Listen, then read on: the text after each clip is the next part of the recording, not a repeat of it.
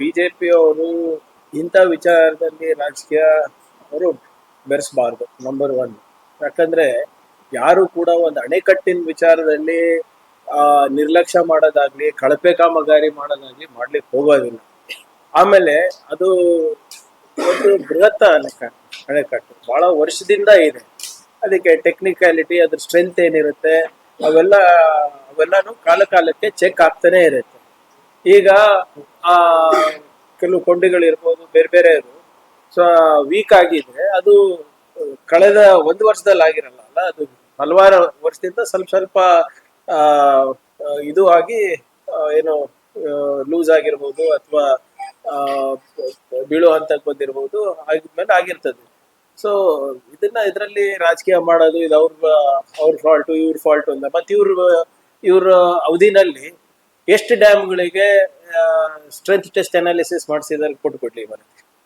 ಹೌದೇನಾದ್ರೂ ಮಾಡಿದ್ರು, ಅದು ಆ ರಿಪೋರ್ಟ್ ಇತ್ತು, ಆ ರಿಪೋರ್ಟ್ ಅನ್ನ ನಿರ್ಲಕ್ಷ್ಯ ಮಾಡಿದ್ರೆ ಯು ಕ್ಯಾನ್ ಬ್ಲೇಮ್ ಅಸ್. ಇವೆಲ್ಲ ಟೆಕ್ನಿಕಲಿ ಇರುತ್ತೆ. ಅದರಿಂದ ನಾವೇನ್ ಕೈ ಕಟ್ಕೊಂಡು ಕೂತ್ಕೊಂಡಿಲ್ಲ. ಅದು ಗೊತ್ತಾದ ತಕ್ಷಣನೇ ಡಿ ಕೆ ಶಿವಕುಮಾರ್ ಸಾಹೇಬರು ಇಮಿಡಿಯೇಟ್ ಆಗಿ TB ಡ್ಯಾಮ್ ಅಲ್ಲೇ ಹೋಗಿ ತಜ್ಞರ ಸಮಿತಿ ರಚನೆ ಮಾಡಿ ಕೆಲಸ ಪ್ರಾರಂಭ ಆಗಿದೆ.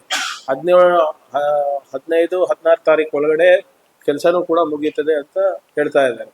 ಸೊ ಅದರಿಂದ ಇದರಲ್ಲಿ ಅನಾವಶ್ಯಕವಾಗಿ ರಾಜಕೀಯ ಬೆರೆಸೋದು ಸರಿಯಲ್ಲ ಇಂಥ ವಿಚಾರದಲ್ಲಿ. ಮತ್ತೆ ಇವರು ಬೊಮ್ಮಾಯಿ ಸಾಹೇಬ್ರು ಇದ್ರಲ್ಲ, ಮಿನಿಸ್ಟರ್ ಇದ್ರಲ್ಲ, ಚೀಫ್ ಮಿನಿಸ್ಟರು ಇದ್ರು, ಮತ್ತೆ ಇರಿಗೇಷನ್ ಮಿನಿಸ್ಟರು ಇದ್ರು. ಅವಾಗ ಎಲ್ಲಾ ಡ್ಯಾಮ್ದು ಸಮೀಕ್ಷೆ ಏನಾದ್ರು ಮಾಡಿಸಿದ್ರಾ? ಯಾಕೆ ಮಾಡಿಸಿಲ್ಲ? ಅವಾಗ ಗೋವಿಂದ್ ಕಾರಜೋಳ ಅವರು ಇದ್ರು. ಎಲ್ಲರೂ ಉದ್ದದ ಭಾಷಣ ಹೇಳ್ತಾರೆ. Actually technically feasibility, strength feasibility ಯಾವ್ದಾದ್ರು ಅನಾಲಿಸಿಸ್ ಯಾರನ್ನ ಮಾಡಿಸಿಲ್ಲ. ಸುಮ್ಮನೆ ಇವಾಗ ಬಂದು ಪಾಠ ಹೇಳೋದಲ್ಲ. ಸರ್, ಡ್ಯಾಮ್ ಇರೋದು ಕರ್ನಾಟಕದಲ್ಲಿ, ಉಸ್ತುವಾರಿ ಅದ್ರ ಮೇಂಟೆನೆನ್ಸ್ ಮಾಡೋದೆಲ್ಲ ಹೈದರಾಬಾದ್ ಸರ್. ಹಂಗಾಗಿ ಇವ್ರು ಮಾಡ್ತಾರೆ ಅಂತ ಅವ್ರು ಮಾಡ್ತಾರೆ. ಈ ರೀತಿ ಒಂದು ನೆಗ್ಲಿಜೆನ್ಸ್ ಇದೆ. ನೋಡಿ, ಎವರ್ ಇಟ್ ಈಸ್. ಯಾಕಂದ್ರೆ ನಾನು ಹೇಳ್ದಂಗೆ ಇಟ್ಸ್ ಎ ಟೆಕ್ನಿಕಲ್ ಇಶ್ಯೂ. ಎಲ್ಲಿ ನಮಗೆ ಟೆಕ್ನಿಕಲಿ ಸೌಂಡ್ ಸ್ಟ್ರೆಂತ್ ಸಿಗುತ್ತೆ ಅಲ್ಲಿ ನಾವು ಹೋಗ್ಬೇಕಾಗ್ತದೆ. ಅದು ಡೆಲ್ಲಿದವ್ರು ಇರ್ಬೋದು, ಇಲ್ಲಿ ಆಂಧ್ರದವ್ರು ಇರ್ಬೋದು, ಬೆಂಗಳೂರದವ್ರು ಇರ್ಬೋದು. ನಮಗೆ ನೀರು ಉಳಿಸೋದಿದೆ, ರೈತರಿಗೆ ಒಳ್ಳೇದಾಗ ಮಾಡೋದಿದೆ. ಅದಕ್ಕೆ ನಾವು ಎಲ್ಲಿ ನಾವು ಟೆಕ್ನಿಕಲ್ ಎಕ್ಸ್ಪರ್ಟೀಸ್ ಇರುತ್ತದೆ ಅಲ್ಲಿ ನಾವು ಹೋಗ್ಬೇಕಾಗ್ತದೆ. ಎಷ್ಟೊಂದು ಸರಿ ನಾವು ನಮ್ಮ ಫೊರೆನ್ಸಿಕ್ ರಿಪೋರ್ಟ್ಸ್ ಅನ್ನ ನಾವು ಗುಜರಾತಿಗೆ ಕಳಿಸ್ತೀವಿ, ನಾವಿಲ್ಲಿ ಮಾಡ್ತೀವಿ, ಅದ್ರ ಜೊತೆಗೆ ಅಲ್ಲೂ ಕಳಿಸ್ತೀವಿ. ಒಂದೊಂದ್ಸರಿ ತೆಲಂಗಾಣ ಕಳಿಸ್ತೀವಿ, ತೆಲಂಗಾಣದವ್ರು ಇಲ್ಲಿ ಕಳಿಸ್ತಾರೆ. ಸೊ ಹಾಗಾಗಿ ಎಲ್ಲಿ ಎಕ್ಸ್ಪರ್ಟೀಸ್ ಇರ್ತದೆ ಅಲ್ಲಿಂದ ಎಲ್ಲಿ ಬೇಗ ಕೆಲಸ ಆಗುತ್ತೆ, ಸುಭದ್ರವಾಗಿ ಕೆಲಸ ಆಗುತ್ತೆ, ಅದನ್ನ ನಾವು ಮಾಡ್ಕೊಂಡು ನಮ್ಮ ಜವಾಬ್ದಾರಿ ಅಂತ. ನನಗೇನು ಸಂಪೂರ್ಣವಾದಂತ ಐಡಿಯಾ ಮಾಹಿತಿ ಇಲ್ಲ. ಅಂದ್ರೆ ಈಗಾಗಲೇ ಇನ್ನ 3 ಫೀಟ್ ಏನೋ ನಿನ್ನೆ ಕಮ್ಮಿ ಆಗಿದೆ. ಬಟ್ ರೈತರಿಗೆ ಈ ಬಾರಿ ಮೊದಲೇ ಬೆಳೆಗೆ ಏನು ತೊಂದರೆ ಆಗೋದಿಲ್ಲ ಅಂತ ಬಹಳ ಸ್ಪಷ್ಟವಾಗಿ ಕೃಷಿ ಸಚಿವರು ಮತ್ತೆ ಇರಿಗೇಷನ್ ಮಿನಿಸ್ಟರ್ ಅವ್ರು ಹೇಳಿದ್ದಾರೆ. ಅದರ ಜೊತೆಗೆ 2ನೇ ಬೆಳೆಗೂ ಕೂಡ ಏನು ಮಳೆ ಏನು ತೊಂದರೆ ಇಲ್ಲ ಅಂತ ಕೂಡ ಮೆಟೀರಿಯಾಲಜಿ ಡಿಪಾರ್ಟ್ಮೆಂಟ್ ಹೇಳಿದೆ. ಸಮಾನಾಂತರ ಜಲಾಶಯ ನಿರ್ಮಾಣ ಮಾಡಬೇಕು ಆ ಭಾಗದ ರೈತರು ಅಂದ್ರೆ TB ಡ್ಯಾಮ್ ಬ್ಯಾಲೆನ್ಸಿಂಗ್ ನವಲಿ ಜಲಾಶಯ ಅಂತ ಗುರುತಿಸಿದ್ದಾರೆ. ಆದ್ರೆ ಈ ತನಕ ಸ್ಟೇಟ್ ಗವರ್ಮೆಂಟ್ಗಳು ನೋಡಿ, ಇದೆಲ್ಲಾನು ಕೂಡ ಬೃಹತ್ ಯೋಜನೆಗಳು ಇರೋದ್ರಿಂದ ಕೇಂದ್ರದ ಕೂಡ ನೆರವು ಬೇಕಾಗುತ್ತೆ. ನನಗೆ ನೆನಪಿರೋ ಹಾಗೆ ಆ ಬಾರಿನೇ ನಾವು ಬ್ಯಾಲೆನ್ಸಿಂಗ್ ರಿಸರ್ವಾಯರ್ಗೆ ಪ್ರಸ್ತಾವನೆಯನ್ನ ಸಲ್ಲಿಸಿದ್ವಿ. ಫೀಸಿಬಿಲಿಟಿನೂ ಕೂಡ ಆಗಿದೆ. ಸೊ ಅದನ್ನ ನೋಡೋಣ. ಯಾಕಂದ್ರೆ ಜಲಾಶಯ ಜೀವಾವಧಿ ಎಷ್ಟಿರ್ಬೇಕು, ಹೇಗಿರ್ಬೇಕು ಅಂದ್ಬಿಟ್ಟು ಇಲ್ಲಿ ತನಕ ಬಹಳಷ್ಟು ರಾಷ್ಟ್ರಗಳಲ್ಲಿ ರಿಸರ್ಚ್ ನಡೆದ್ರು ಕೂಡ ಅದಕ್ಕೆ ಯಾವುದೇ ಒಂದು ಸರಿಯಾದ ರೀತಿಯಾದಂಥ ಉತ್ತರ ಸಿಕ್ಕಿಲ್ಲ. What is the longevity of a dam? ಈಗ ಹೂಳೆತ್ತ ಕೆಲಸನೇ ತಗೊಳ್ಳಿ, ಈಗ ಹೂಳೆ ಜಾಸ್ತಿ ಆಗಿದೆ ಮೋರ್ ದೆನ್ ಸ್ಟೋರೇಜ್. ಸೊ ಅದರಿಂದ ಇದು ಒಂದು ದೊಡ್ಡ ಸಮಸ್ಯೆ ಎಲ್ಲ ಕಡೆ ಇದೆ.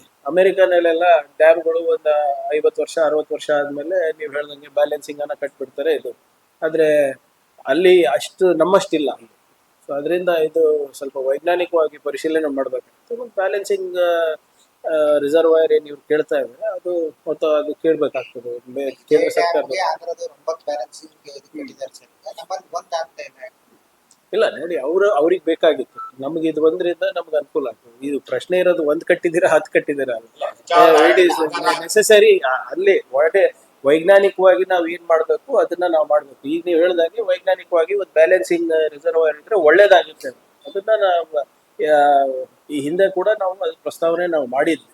ಅದನ್ನ ಮಾನ್ಯ ಇರಿಗೇಷನ್ ಸಚಿವರು ತಿಳ್ಕೊಂಡು ನೋಡ್ತಾರೆ ಏನಿದೆ. ಲಾಸ್ಟ್ ಬಜೆಟ್ ಅಲ್ಲಿ ಇತ್ತು ಸರ್.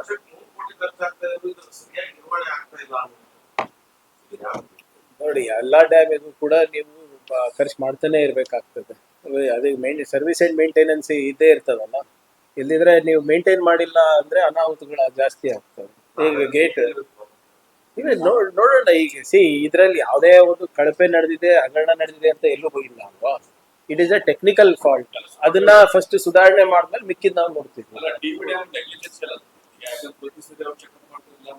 ನಾನು ಯಾವ್ದೇ ಅದಕ್ಕೆ ಮಾನ್ಯ ಸಚಿವರು ಕೂಡ ಅದೇ ಹೇಳಿರೋದಲ್ಲ, ಅಂತದ್ ಯಾವ್ದಾದ್ರು ನೆಗ್ಲಿಜೆನ್ಸ್ ಕಂಡು ಬಂದ್ರೆ ಖಂಡಿತವಾಗಿ ಆಕ್ಷನ್ ತಗೋ. ಆದ್ರೆ ನಮ್ಮ ಪ್ರಯಾರಿಟಿ ಏನಿದೆ ನೀರು ಉಳಿಸೋದು.